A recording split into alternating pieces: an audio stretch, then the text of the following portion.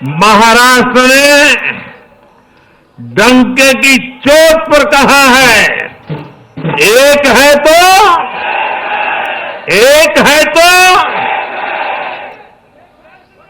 एक है तो सेब है के भाव ने जाति, धर्म, भाषा और क्षेत्र के नाम पर लड़ाने वालों को सबक सिखाया है, सजा की है।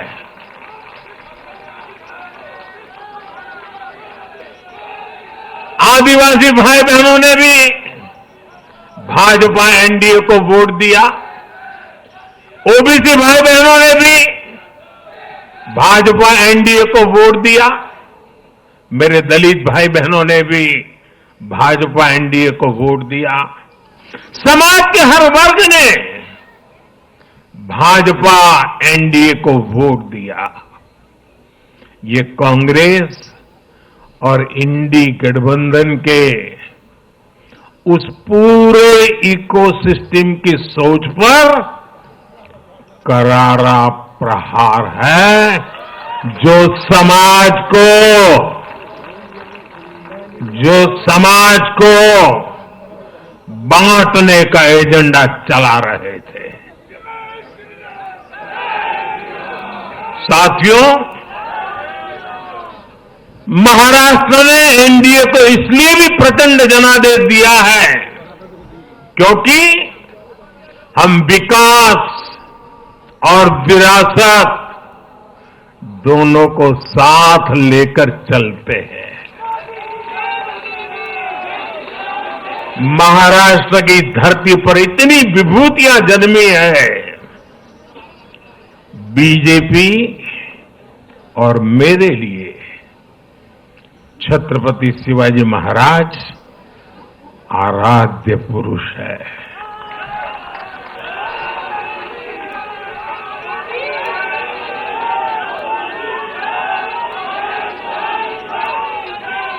धर्मवीर छत्रपति संभाजी महाराज हमारी प्रेरणा है।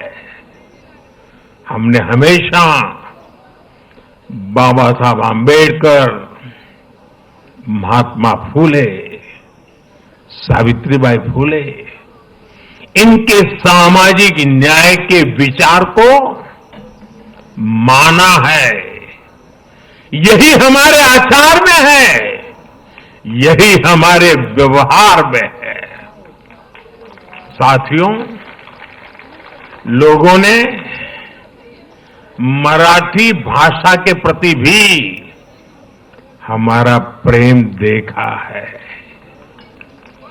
कांग्रेस को वर्षों तक मराठी भाषा की सेवा का मौका मिला, लेकिन इन लोगों ने इसके लिए कुछ नहीं किया। हमारी सरकार ने मराठी को क्लासिकल लैंग्वेज का दर्जा दिया।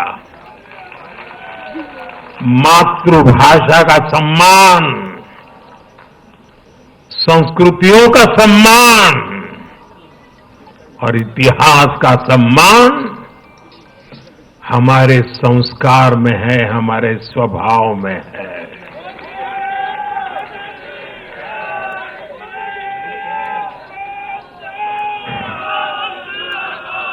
और मैं तो हमेशा कहता हूं, मातृभाषा का सम्मान मतलब अपनी मां का सम्मान।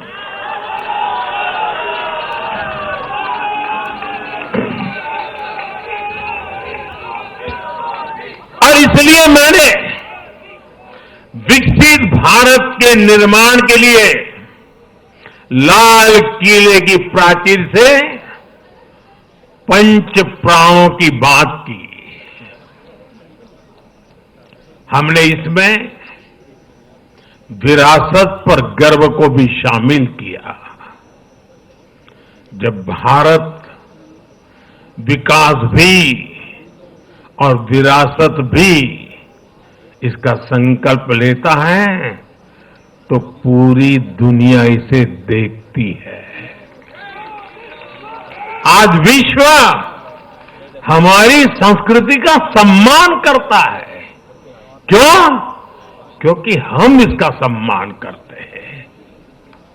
अब अगले 5 साल में महाराष्ट्र विकास भी विरासत भी के इसी मंत्र के साथ तेज गति से आगे बढ़ेगा।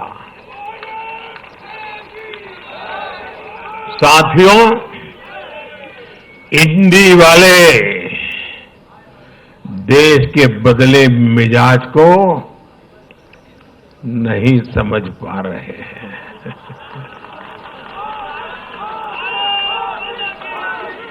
ये लोग सच्चाई को स्वीकार करना ही नहीं चाहते। ये लोग आज भी भारत के सामान्य वोटर के विवेक को कम करके आंकते हैं। देश का वोटर, देश का मतदाता अस्थिरता नहीं चाहता। देश का वोटर नेशन फर्स्ट की भावना के साथ है। जो कुर्सी फर्स्ट का सपना देखते हैं, उन्हें देश का वोटर पसंद नहीं करता। साथियों, देश के हर राज्य का वोटर दूसरे राज्यों की सरकारों का आकलन भी करता है। वो देखता है कि जो एक राज्य में बड़े बड़े प्रॉमिस करते हैं, उनकी परफॉर्मेंस दूसरे राज्य में कैसी है। महाराष्ट्र की जनता ने भी देखा कि कर्नाटका, तेलंगाना और हिमाचल में कांग्रेस सरकारें कैसे जनता से विश्वासघात कर रही है। ये आपको पंजाब में भी देखने को मिलेगा।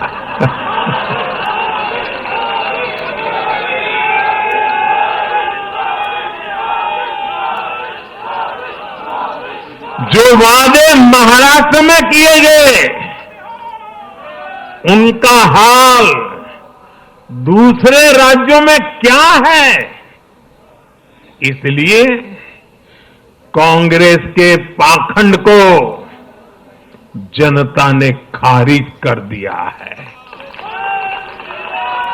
कांग्रेस ने जनता को गुमराह करने के इसके लिए जो दूसरे राज्यों के अपने मुख्यमंत्री तक मैदान में उतारे, तब भी इनकी चाल सफल हो नहीं पाई। इनके ना तो झूठे वादे चले और ना ही खतरनाक एजेंडा चला। साथियों, आज महाराष्ट्र के जनादेश का एक और संदेश है। पूरे देश में सिर्फ और सिर्फ एक ही संविधान चलेगा।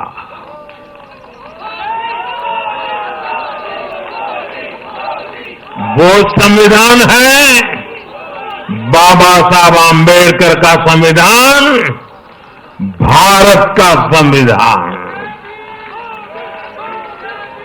जो भी सामने या पर्दे के पीछे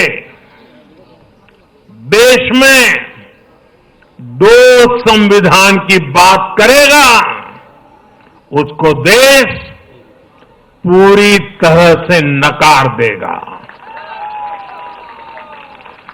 कांग्रेस और उसके साथियों ने जम्मू कश्मीर में फिर से आर्टिकल 370 की दीवार बनाने का प्रयास किया।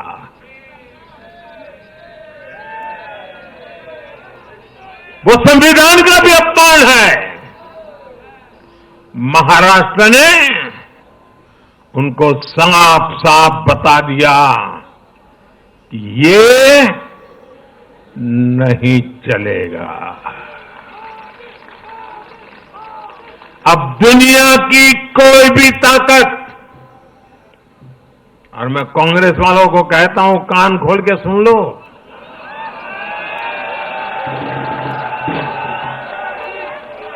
उनके साथियों को भी कहता हूं, अब दुनिया की कोई भी ताकत 370 को वापस नहीं ला सकती।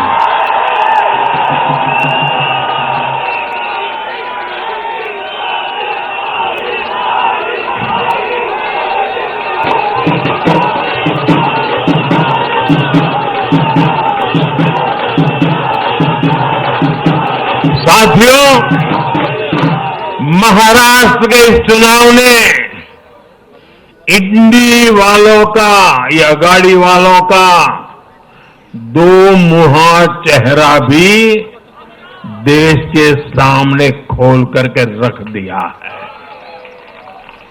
हम सब जानते हैं बाला साहब ठाकरे का इस देश के लिए, समाज के लिए बहुत बड़ा योगदान रहा है।